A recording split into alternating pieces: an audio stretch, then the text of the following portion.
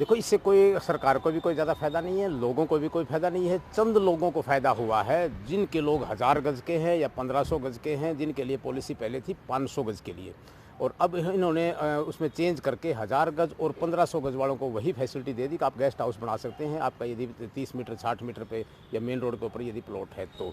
ये तो कुछ चंद लोगों के लिए, ये ऐसे पॉलिसियाँ बनती रहती हैं, कुछ लोगों के फ़ायदे के लिए बनाई जाती हैं, कुछ लोग इन्फ्लुएंस के लोग होते हैं, कुछ राजनीतिक लोग होते हैं, उनकी अपनी प्रॉपर्टियाँ होती हैं, इसलिए पहले भी, इससे पहले जो आज विपक्ष में बैठी है सरकार, सरकार के विपक्ष में जो पार्टी बैठी है, उस टाइम भी ये 2000 मेरे ख्याल में 11-12 में कुछ ऐसी पॉलिसी आई थी, एक आदमी की 2 आदमियों के लिए आई थी।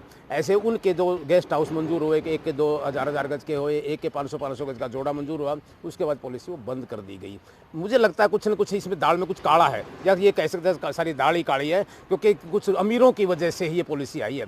इसमें जो डिमांड थी लोगों की, काफ़ी इसमें से डिमांड थी, इसके लिए दुनिया भर के उन्होंने एफर्ट्स किए हैं, जो जिनके प्लाट्स थे वहाँ पे। भाई एक साथ में 500 गज का प्लॉट है, मेरा 250 गज का है, मुझे न्यू सेंस तो हुई कि मुझे फ़ायदा कुछ नहीं मिल रहा, मुझे भी वही फ़ायदा मिलना चाहिए जो 500 गज वाले को है, यदि मेरे 250 गज का है तो। जबकि मैंने प्लॉट खरीदा है महंगा, 500 गज वाले ने यदि 10,000 रुपये गज खरीदा तो मैंने 12,000 रुपये गज खरीदा, क्योंकि वो छोटे प्लॉट महंगे होते हैं। मैं महंगा खरीद के, उसके बावजूद ये हालत पैदा होकर दी इन्होंने कि आप 500 गज वालों को बेनिफिट दे रहे हो और छोटे प्लॉटों वाले को बेनिफिट नहीं दे रहे। छोटे प्लॉटों वालों को भी देना चाहिए। सरकार तो जनहित में काम करना चाहिए, और इस सरकार से तो ज़्यादा उम्मीदें हैं, पहली सरकारों से तो उम्मीद की ही नहीं जा सकती थी।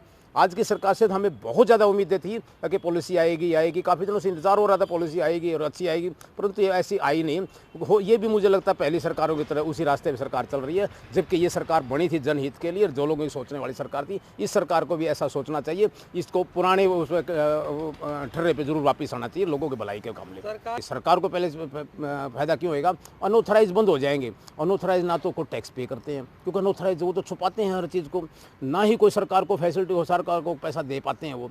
अब यदि ऑथोराइज होएंगे तो उनसे सरकार के टैक्स का सिस्टम एक बहुत बड़ी टैक्स प्रणाली है, तो सरकार को फ़ायदा ही फ़ायदा होगा, उससे टैक्स भी आएगा और सरकार को एक और फ़ायदा होगा, यहाँ पे एम्प्लॉयमेंट ज़्यादा होएगा, बढ़ेगा, लोगों को सुविधाएं मिलेंगी, गुड़गांव तरक्की करेगा। ये सब की इच्छा है, ये सरकार को भी ऐसा सोचना चाहिए, गुड़गांव तरक्की करेगा। गुड़गांव हरियाणा की जान है, गुड़गांव से पूरा हरियाणा चलता है, गुड़गांव के टैक्स के पैसे से।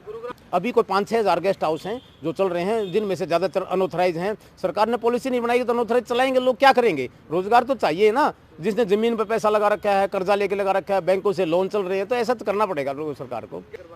गेस्ट हाउस बहुत ज़रूरी है, क्योंकि यहाँ पे होटल जितने महंगे हैं, आप किसी होटल में चले जाइए, ऐसे होटल हैं 50-50 हज़ार रुपये, 1-1 लाख रुपए रोज़ का किराया है, कौन पे करेगा?